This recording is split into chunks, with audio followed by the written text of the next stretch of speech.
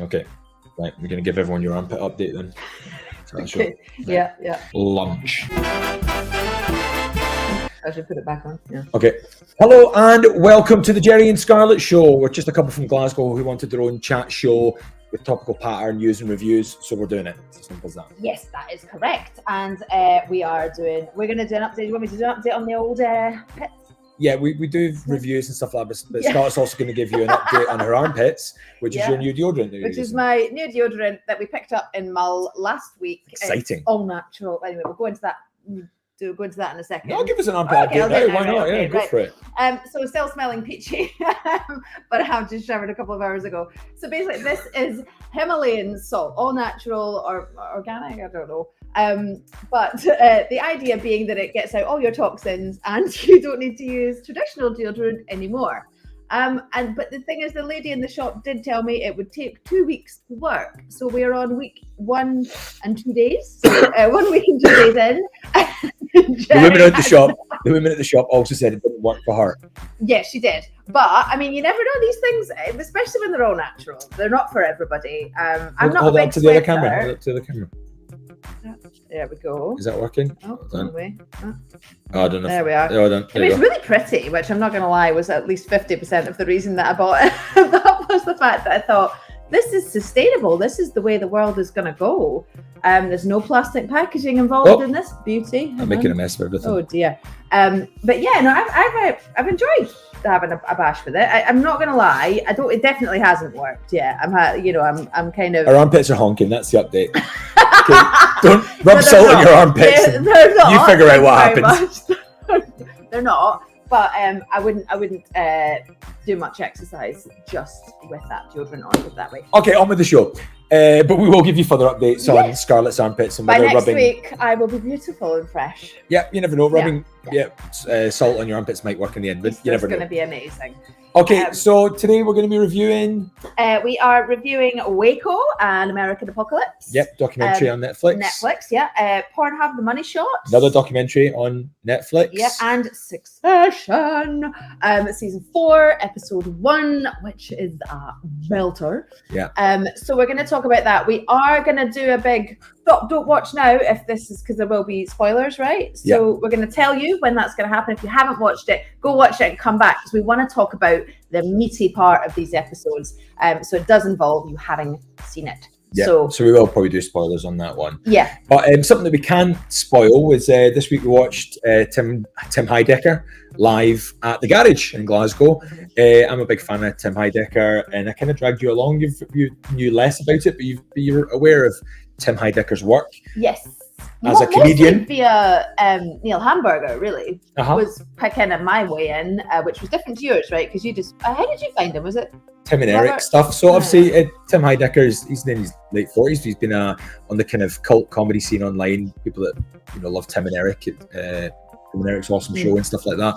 But he's got a podcast, the Office Hours podcast, which I listen to quite a lot. I know there's a lot of people in Glasgow really like his stuff. I remember hearing Lemmy on his show once, which was a real crossover of worlds, but I've always really liked his stuff. They're in the same category in the sense that they're both quite kind of surreal and bonkers and I think that's why they were told to go on the show together. It was funny, they had a kind of chat and stuff like that. So we went to watch his show, which is called the Two Tims Tour, which is like the two sort of sides of Tim Heidecker. So first of all was an hour of stand-up, the second hour was the music, neither of which were straightforward as it sounds actually, because it's these stand-up characters, he's no bullshit character, he's kind of no nonsense, no mucking around, doesn't care if you're offended, but also a bit crap at the craft. Stand up, no bullshit. Kind of Bill Hicks, but a right wingy Bill Hicks. Yeah, he kind of takes the mick out of all those type of caricatures. Is it fair enough to call them? Maybe. Yeah. But his performance is quite honestly incredible to watch. It's really funny. There you go. And everyone's laughing. And not at the joke, if you know what I mean, because he's taking the mick out of those performances. I'm messing up the edit here. I've still left your soap up on the. I'll figure it out for next week, but try not let the soap distract you. It's all about Tim Heidecker. But yeah, and It was really fun. I love the gig. I love the gig as well. unusual. Yeah. And the way that he put it together was he's incredibly creative. So Yeah. we knew that there was going to be lots of really interesting joins with putting the two together, because it's not really a traditional comedy show, because the music wasn't all funny. But loads of it was very funny. But loads of it was really funny. And he's got a whole album about drinking hot urine. And that's not the way it's phrased, obviously. That's because it's a family show. This, but absolutely. But I really loved it. Like, it made me think I want to go to more kind of gigs like that when people are coming to town and stuff. And you mentioned Nick Mohammed coming to Glasgow. Nate from Ted Lasso. Yeah. Is coming to Glasgow in April, but we'll talk about that maybe next week. Yeah. Maybe we can. That was great. Big thumbs up for Tim Heidecker. That was a brilliant, really fun night. Personally, I really loved the two kind of things going on. I know what you're saying. A lot of the music's actually just him trying to do really good songs. Yeah. I think he's got a cracking voice and he's a good guitarist. And I tell you what, he gives it 100%. It's so much fun. It's just, you can tell joyous. He's really enjoying himself. Like, I'm pretty much sure that he wrote at least the music side of that show just to entertain himself. Like, he was like, I'm going to do a bit of rock and I'm doing a bit of country and I'm going to do a bit, and then I'm just going to put them together, and then a bit of this and a bit of that, and Bob Dylan, and like just kind of check out the stuff online and the Off Hours podcast, which is great fun and out every Thursday, I'm pretty sure. Right now we should be looking at one of our first reviews. What do we say to go with for our first one? Oh, you're going to go down the rabbit hole. Yeah. It's a bit of a weird The show is becoming very full already, isn't it? Yeah. Okay, so not with anything useful. Right. But... Okay, so the start of this week's rabbit hole was, this is a quote of the article that I followed down. I tried walking backwards for 10 minutes a day and discovered unexpected benefits. Are you going to tell me where you ended up? No, am I not going to guess? Yes, and then I ended up with how we could get a £30 hotel room, watch Pittsburgh Penguins, see a murder, and become world champions in a day. Did you go through your head about how far you would walk and where you would end up? You'd probably want to have a hotel room, and then it would be late, so you'd watch the NHL at night. I'm not convinced I could walk that far backwards. Okay, right, fair enough. Without dying. We're there. So basically, I tried walking backwards for 10 minutes a day and discovered unexpected benefits, was the first article that I clicked on, because why would you not? It is the current lifestyle hack. I don't know if you've seen it blowing up on social media. Walking backwards. Yeah, or running backwards if you're particularly brave, which I am not. I like walking, not running. It's all about this current obsession with re-coordinating your brain. Mm-hmm. So we've all heard about it, brushing your teeth with your left hand and all that. That was a bit of an obsession for a while. Oh, is it not supposed to be about using the other hemisphere of your brain? Exactly. That kind of thing, you underuse one hemisphere? Yeah, re-coordinating what your brain thinks it's going to do with what it's actually going to do. So it's about confusing your brain and then your brain having to rejiggle things. But actually, it's also very good for balance, is actually the main reason that the British Journal of Sports Medicine, they actually say that our ability to balance is actually linked to your risk of dying prematurely. So it's really good for you to work on your balance, which yogis have been telling people for ages. Well, obviously, if you're not balanced and you fall off something, you'll die. Yeah, well, exactly. And as you get older, your balance. Don't need science for that. Yeah. Quite straightforward. Yeah, well. So it can also improve lower back pain. Walking backwards can improve lower back pain. It's actually prescribed for that sometimes. Yeah. Really? Yeah. And it expends 30% more energy than walking forwards. Yeah, because you're having to explain to a load of people why you're walking backwards. Imagine. What are you doing, mate? Because I've got a sore back. But think how much energy you burn running. Imagine if you're running backwards and you're adding 30% onto that. That's a lot of calories. So working on your balance is good for you, right? Because it's good for your lifestyle and it keeps you a better chance of staying alive. Yes. But actually walking backwards, you're probably more likely to die, aren't you? Maybe running backwards. I don't think walking backwards you're more likely to die. I think that might be a bit. Well, let's stick with the deodorant. Let's not try you walking backwards for 2 weeks. So anyway, then after this, I was like, God, I wonder what other weird workouts are out there. So obviously then fell down that rabbit hole. Okay. So here's an interesting one. Inverted workouts. Do you know what that might mean? Inverted workout? Walking backwards? No, it means upside down workouts. Right, okay. So when you do everything upside down, and the idea being behind this one, which is the reason it's particularly good for you, is it relieves the pressure on your joints, apparently. Uh-huh. But it also puts it all into your head. Yeah. I mean, I'm sure the pressure on your brain is probably not good, but anyway. It also ups the weight of your workout, because obviously you're fighting gravity as well as whatever the weight is that you're trying to, what do you call that? Pump. I don't know. I didn't know you had sign language. That you're trying to pump. So that was one, inverted workouts. Another one, Zoo, Z-U-U. Heard of that one? No. More widespread, apparently, it's in Virgin Actives as well. So it's an Australian workout based on the movements of wild animals. So they have 100 different movements named after the animals that inspired them. So you're crawling like a bear. Have you seen that one? I've seen them do it at football practices. Yeah, so that actually comes from this. Squatting like a frog. Okay. Yeah, and multiple other ones anyway, all based on these animals. And the third one that I came across was pogo.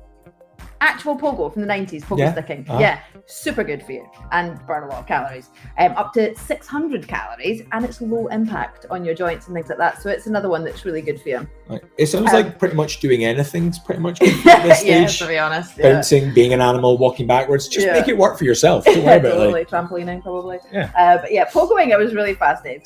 Were you a pogoer when you were younger? I think everyone's had a go at it. I wouldn't say I was a pogo. Your sister said she was into pogo. I wouldn't say I was a pogoer.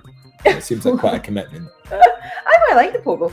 But yeah, so I was like, oh well, I wonder what the what's going on in the pogo world these days. What's going on in this podcast these days? Yeah, so anyway, fell down that rabbit hole. Turns out extreme pogo is where pogoing is at these days. And it's called X pogo, just with an X at the front of it. X pogo. Yeah, because it's more extreme, isn't it? Well, yeah, and they can go like 10 foot in the air. They're doing backflips. They were doing like mid time shows, and like they're doing lots of really cool stuff. They were doing mid-time shows. That's the word for it. I don't even know what you're talking about. Is that a matinee? Stuff. Oh, halftime shows? Halftime shows.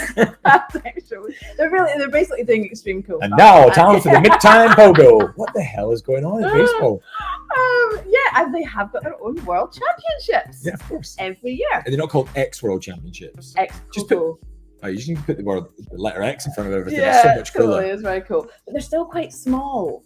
So no way. This isn't a massive success. We could have a chance at being world champions. This could be our sport, is my point. Oh, I didn't realize you were pitching small this. enough that we could potentially get in here and become world champions. I don't know. I don't know if there's a pogo stick that would take my heft. Oh, yeah, there is.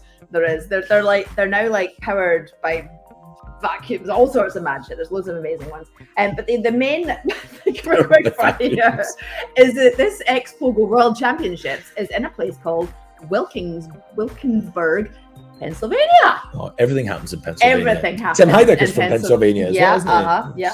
Yeah. And so I was like, and we both like Pennsylvania, we've been there quite a few times now. And I was like, I've never heard of Wilkinsburg. I wonder what Wilkinsburg is famous for. Oh gosh, this is a rabbit hole. X Pogo. Right. Crime.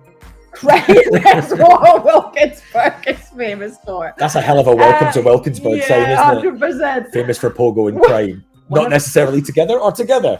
Well, I mean, you could get away from the crime quite quickly, and who's going to chase someone on a? You would have to be an extreme pogoer to commit a They are really fast. I did, whilst I was looking into the X Pogo, I did fall down a separate thing which I couldn't show, but on YouTube, but watching their shows and stuff, amazing. Right, okay. But anyway, the Wilkinsburg has one of the highest crime rates in America. 1 in 27 chance of being a victim of violent or property crime. Not 27,000.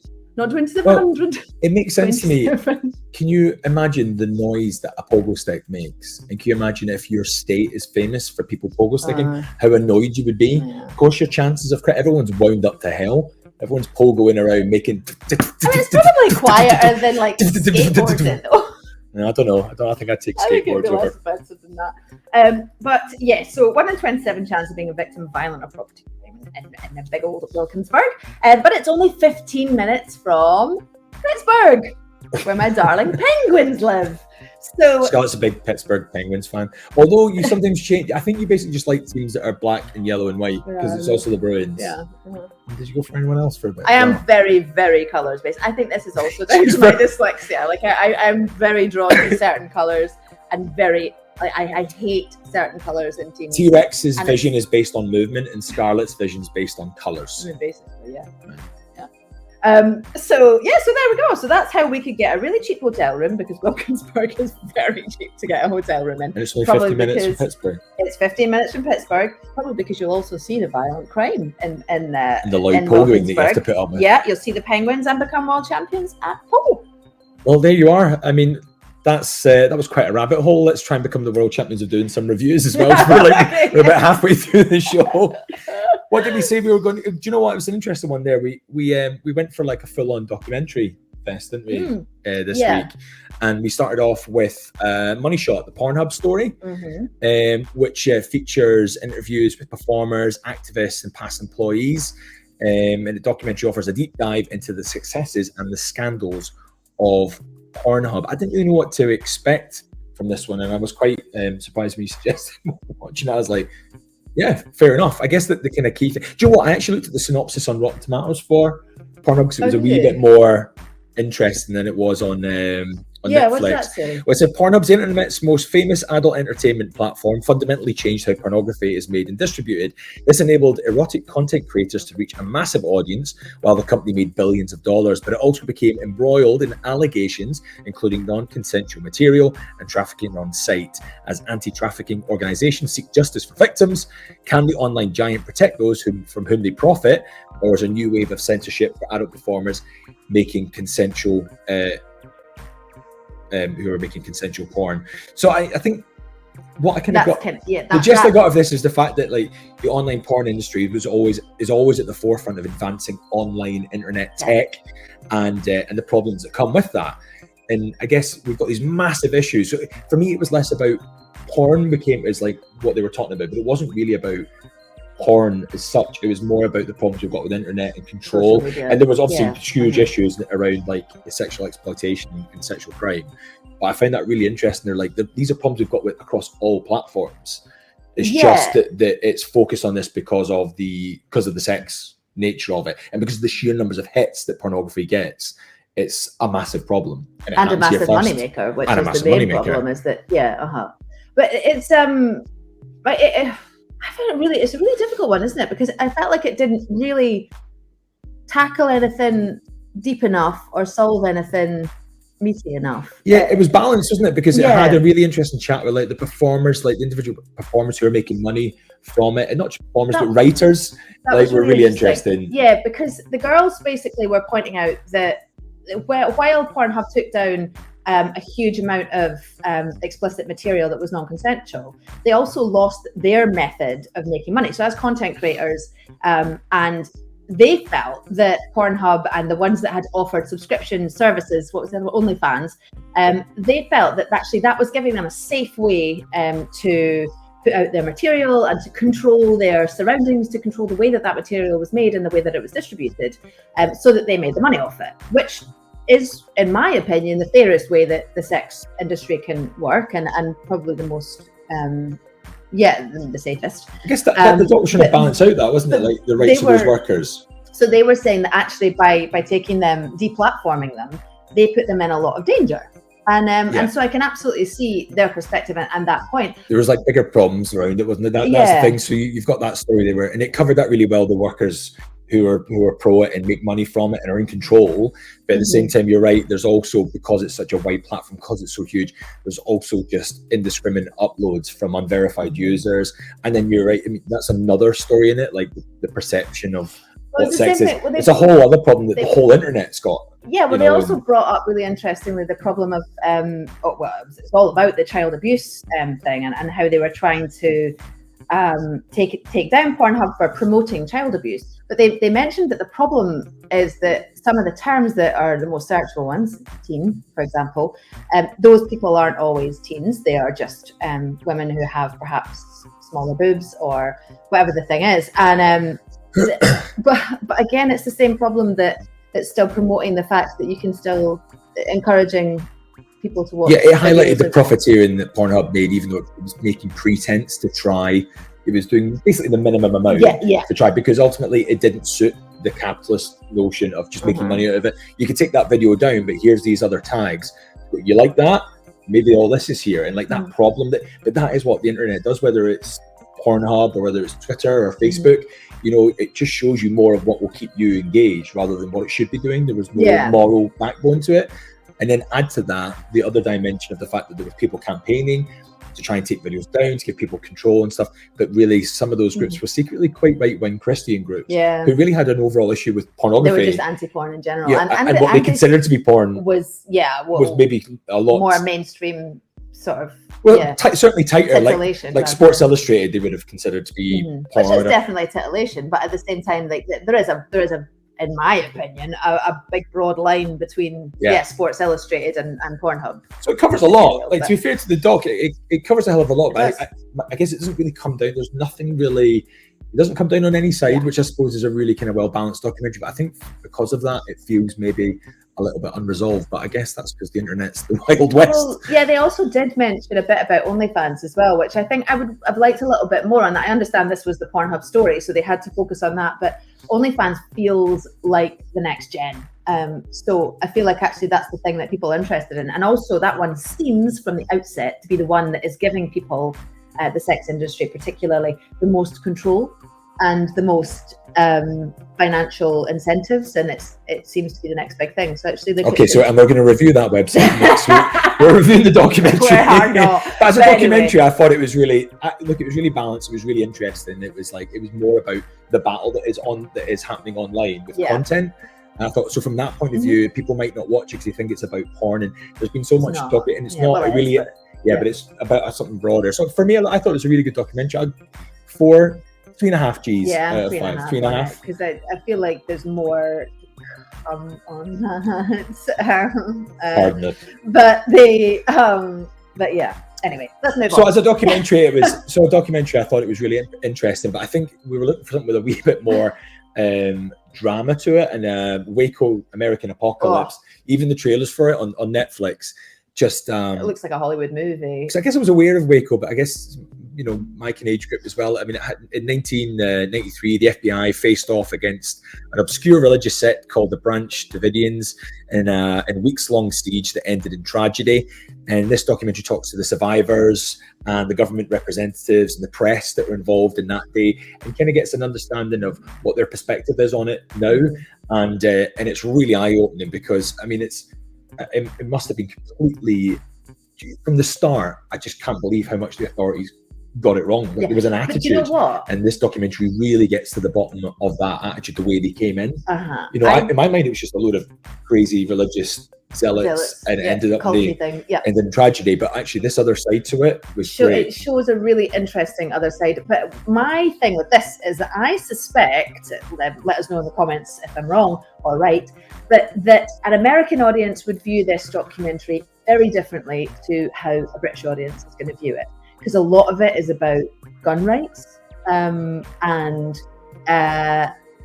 actually just generally the American reaction to owning guns and to big artillery and things like that. I mean, they brought in tanks to gunfight in a farming district. There's a lot of it. The escalation is incredible, and I don't think that kind of escalation would happen anywhere else in the world. Actually, maybe not even anywhere else in America. I don't know. Like Texas is obviously very well known for its gun-loving, gun-toting side of things, but it's the level of you're right, failure from the authorities is really quite staggering. And we were saying as we're watching it, I bet this situation about the story serves as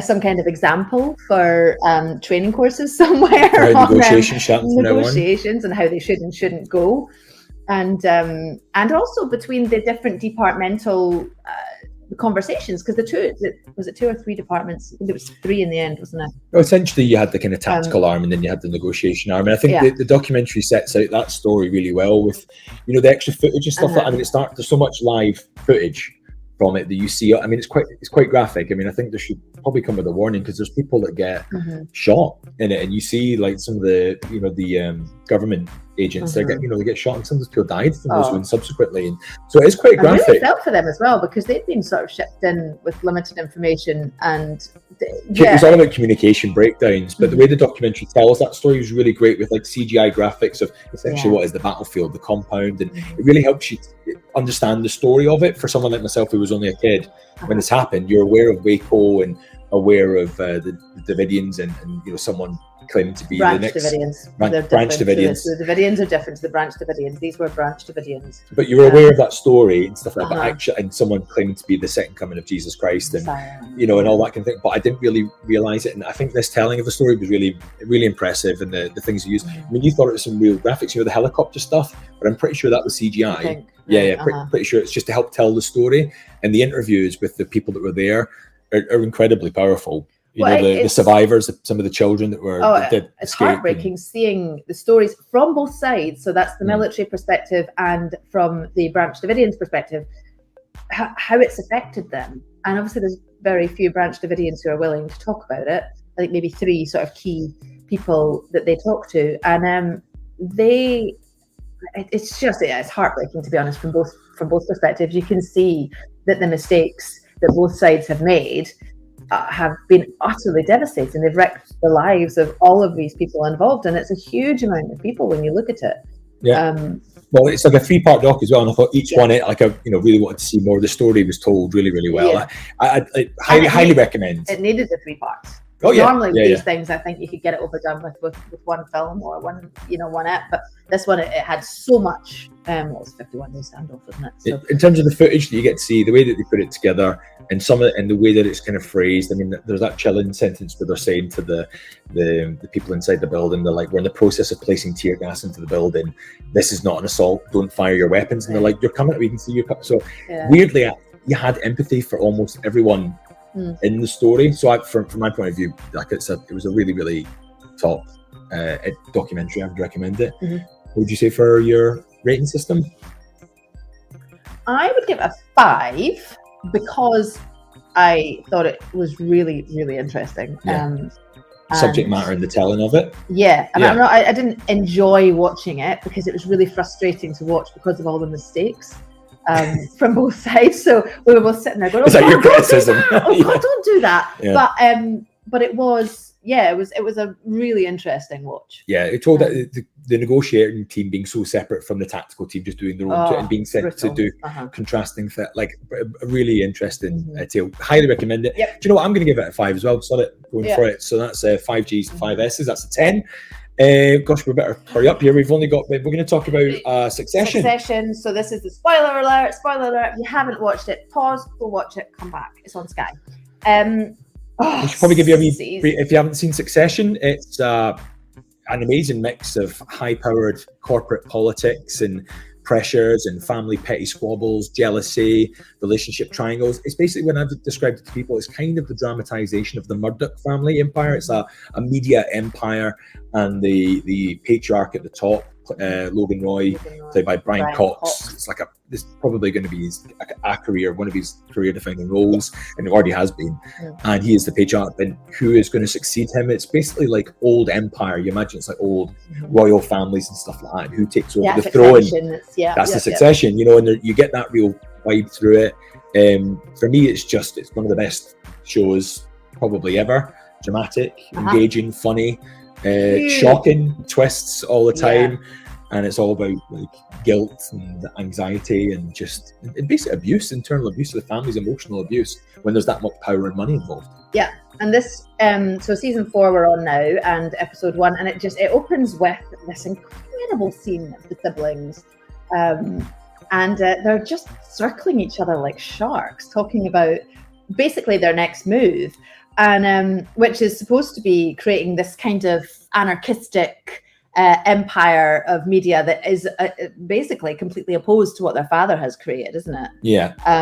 And they're just they're Are we going to give stuff away about this episode already? I mean, I know we're going to do it bit by bit. Are you going to give it away a little bit, or do you want a chance to catch up with the series? You can watch 3 seasons, can't you? But next week you could do that, couldn't you? Is that doable?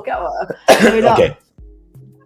I think we should talk about it. All right, let's do it then. So, Logan Roy also finds himself in a bit of isolation now. But this is the last season, isn't it? Really cleverly. So the first episode is his birthday party, and he is, and it's a really searing kind of look at his level of isolation now that his kids have really turned on him because he kind of forced them to, and they've formed this pact. So they're still in a little gang, but he's out on his own with Chef's husband, the amazing Matthew McFadden, who is just, oh God. There's so many standout performances in it. I think the amazing thing about the series for me is the two-handers, when you have, there's so many brilliant pair-ups. Like when he's with Chev, Logan Roy with it. Actually, his character changes so much depending on what scene he's with. His power is completely, he's high, and then he's uncomfortable, and then he's diminished. And all of the characters are like that. And, and then the sibling triangle, there's always one not really keen on the other one, and then that triangle is at the core of it. So it's like a lot. The level of alliances, the status that changes is just it's just constantly evolving, and it's incredible. The writing's amazing. The fact that they're allowed performance-wise to flex their improvisational skills with the script. So the way that they film it apparently is that they get their script, and then they kind of rock around with it a little bit, and you can tell that with especially I think Kieran Culkin,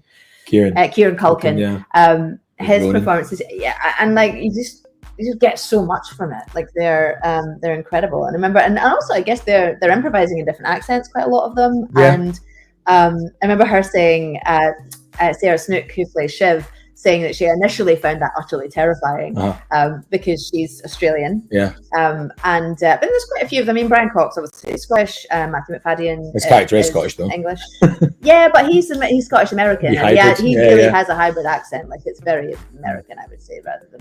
I think the impressive thing with it, I guess, to give you a little bit of time to kind of catch up with it, we want to kind of do a bit more of a in-depth analysis of each episode each week. But I think like for me, like the kind of standard of performance in it is just phenomenal. The writing in it is just unbelievably absorbing because of the drama, because of the backstabbing. Really, as everyone will say who loves the show, they're actually all horrible characters, but they do that amazing thing where you do find some empathy for them, and weirdly you do root for them. You kind of don't want them to be done over, and then you totally forget what shits they are. And I would say your alliances probably change, which is incredible. The politics is just like literally week by week my alliances will change. Like one week I'm like, oh, Team Shiv, go on, and then I'm like the next week I'm like, oh, Matthew. I'm like, oh God, this is awful. But anyway, right. So let's leave that one there then. So that's join us as we watch it each week. Succession on Now TV. We'll do a more deeper dive into it as you're all watching and stuff. But let's talk about next week very quickly. Yeah, go for it. What we've got coming up. So next week we are doing Bank of Dave on Netflix with the incredible Rory Kinnear. Whitney Houston it's not a doc drama. I Want to Dance with Somebody. Guess we'll pick that one. Yes, it's gonna be. I'm sure it was running. And Succession, of course, season 4, episode 2. What is going to happen? Oh my goodness! Did we think about Ted Lasso? Well, I think we leave that for the following week. So we've got the full. We'll do the full season. Hopefully, is that right? Yeah, we'll try and do the full season of that because I feel like it's got a way to go. But that's another one to keep your eyes open for as well, and keep watching because that's gonna come around with that. Fantastic. Right, thanks very much for watching. Don't forget to follow and subscribe if you're watching on YouTube. You can even support us on Patreon. But thank you very much, and we'll catch you next week. Bye for now. Lunch.